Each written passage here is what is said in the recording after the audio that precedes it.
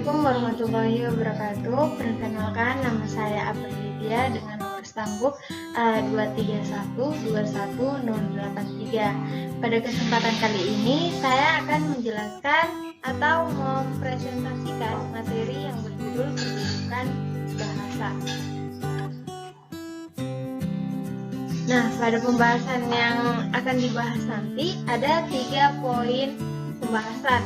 Yang pertama yaitu kedudukan bahasa, kedua fungsi bahasa, dan yang ketiga contohnya. Nah, sebelum masuk pembahasan, teman-teman ada yang tahu apa sih pengertian dari bahasa?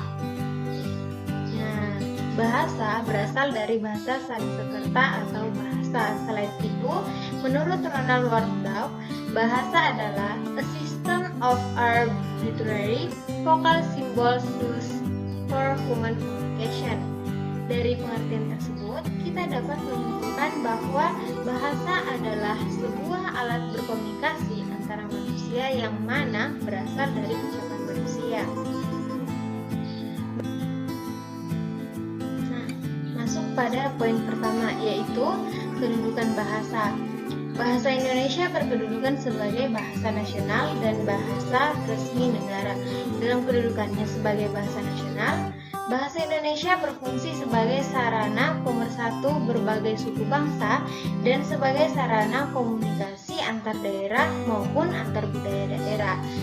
Sedangkan di dalam kedudukannya sebagai bahasa negara, bahasa Indonesia berfungsi sebagai bahasa resmi kenegaraan, bahasa pengantar di lembaga-lembaga pendidikan, alat perhubungan pada tingkat nasional untuk kepentingan perencanaan dan pelaksanaan pembangunan serta pemerintahan, dan alat pengembangan kebudayaan dan pemanfaatan ilmu pengetahuan serta teknologi modern.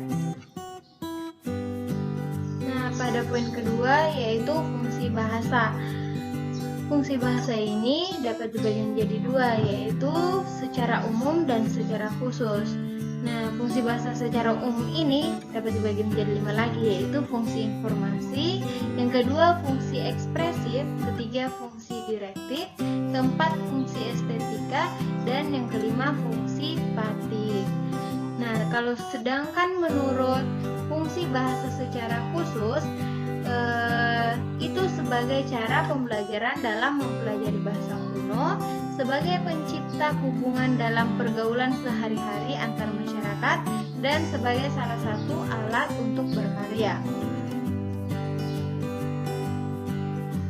Nah, adapun contoh-contohnya bahasa sebagai fungsi informasi. Yang pertama, wartawan menyampaikan berita yang didapatnya melalui koran. Contoh lainnya, pengumuman hasil seleksi tes CPNS diumumkan melalui website. Contoh bahasa sebagai alat menyatakan ekspresi diri, di mana salah satu contohnya yaitu kita mungkin masih ingat ketika remaja dulu kita menuangkan perasaan dan pengalaman kita pada sebuah buku yang dinamakan diary atau buku harian. Ketika menuliskan sesuatu dalam buku harian tersebut, kita tidak memikirkan siapa pembacanya. Kita hanya menuangkan isi hati dan perasaan kita tanpa memikirkan apakah tulisan itu dipahami orang lain ataupun tidak. Contoh ketiga yaitu contoh bahasa sebagai alat mengadakan integrasi dan adaptasi sosial.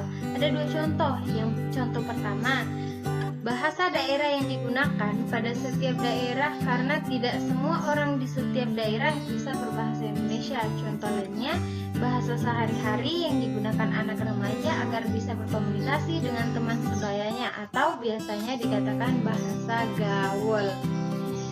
Nah, yang keempat, contoh bahasa sebagai alat mengadakan kontrol sosial. Nah, ada 2 contoh nih. Yang pertama, buku-buku pelajaran dan buku-buku instruksi adalah salah satu contoh penggunaan bahasa sebagai alat kontrol sosial. Contoh lainnya, ceramah agama atau dakwah merupakan contoh penggunaan bahasa sebagai alat kontrol sosial. Itulah itulah materi yang dapat saya presentasikan. Sekian dan terima kasih. Wassalamualaikum warahmatullahi wabarakatuh.